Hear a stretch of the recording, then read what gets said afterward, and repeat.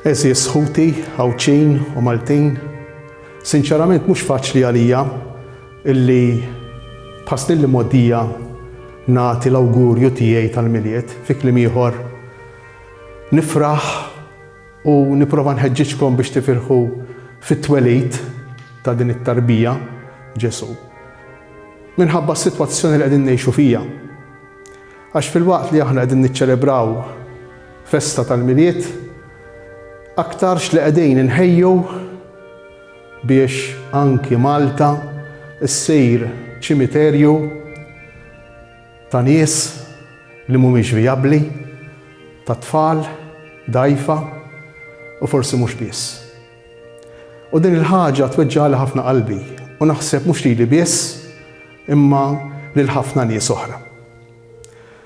Interessanti għaliex iċ-ċelebrazzjoni ta' dawn il-ġranet tfakkarna meta Alla illi jista' kollox, Alla li ħalaqna, Alla li fih jien u int nieħdu n-nifs kieku mhux hu aħna maħniex, Alla li tagħna kull ma aħna u kull ma għandna, dan Alla tagħna kbir iċċekken u sar ċkejken, sar xejn, sar tarbija, sar ftit ċelluli.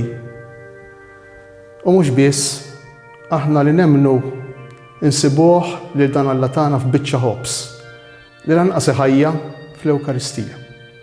Allura dan Alla tagħna sar persuna mhux vijabbli, sar persuna li tiddependi għal kollox minn ħaddieħor, li kieku Ġuseppe u Marija ma kienux jagħtuh jiekol, li kieku ma ttewħx, li kieku ma sabulux xken, Ġesu tarbija kien imut bħal kull wieħed u kull waħda minnha.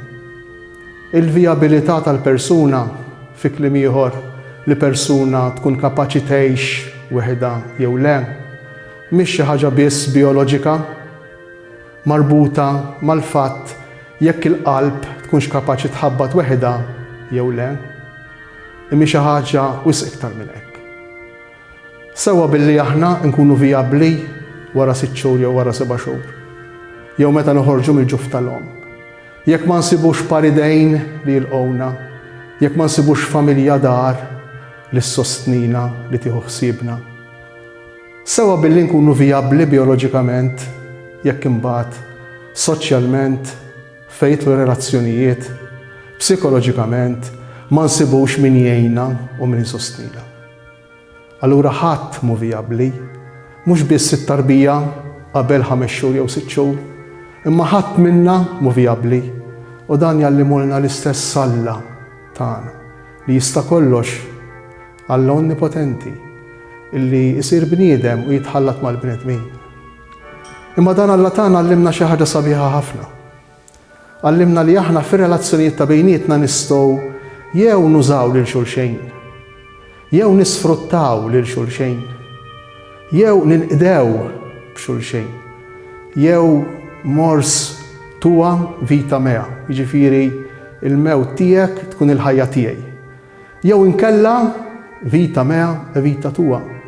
Fi kliem ieħor ejja ngħixu flimkien, ejja nippruvaw naqdu lil xulxejn, ejja nippruvaw nħobbu lil xulxejn.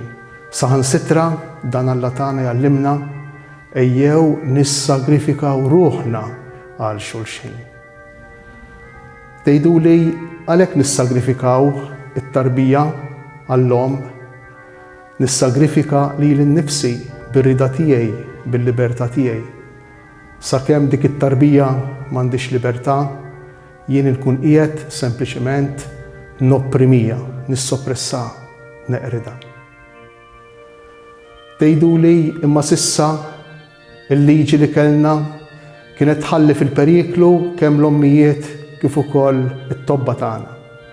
Jien inħoss wara li tkellimt ma' xi speċjalisti li jkun insult li ngħidu li liġi bħal din se tipproteġi lit-tobba tagħna. Għas-sempliċi raġuni li diġà it-tobba tagħna dejjem għamlu l-ħila kollha tagħhom biex isalvaw kemm l-om u kemm it-tarbija. U rari jew qatt ma ġew f'sitwazzjoni li kellhom direttament jażlu bejn it-tarbija u l-om. Allura nħoss illi m'hemmx għalfejn issir ebda liġi biex tissalvagwardja la lill-om u lanqas lit-tobba. Ikun insult għat-tobba tagħna jekk b'xi mod inwasslulhom il-messaġġ li s'issa ma ħadux ħsieb l-om imma ħadu ħsieb biss it-tarbija. L-awgurju tiegħi f'dan il-miliet ikun awgurju lil kull min għandu sens komun biex jirraġuna, biex jieqaf u jirrifletti, biex jieqaf u jaħseb, biex jieqaf u fl-istess waqt jipprova jiddixxerni u jara x'inhu verament l-aħjar għall-bniedem, għall-poplu, u mhux x'inhu l-aħjar għalija, mhux x'inhu l-aħjar għall-ftejt, mhux x'inhu l-aħjar għall-poter. Jalla, ir-regoli u l-liġijiet li jsiru f'dan il-pajjiż ma jkunux igwidati la minn surveys u lanqas minn ċensimenti favur jew kontra dak il-partit jew ieħor, imma jkunu liġijiet magħmula biex jirrispettaw lill-bniedem. Il-miliet it-tajjeb u s-sena t-tajba lil kulħadd.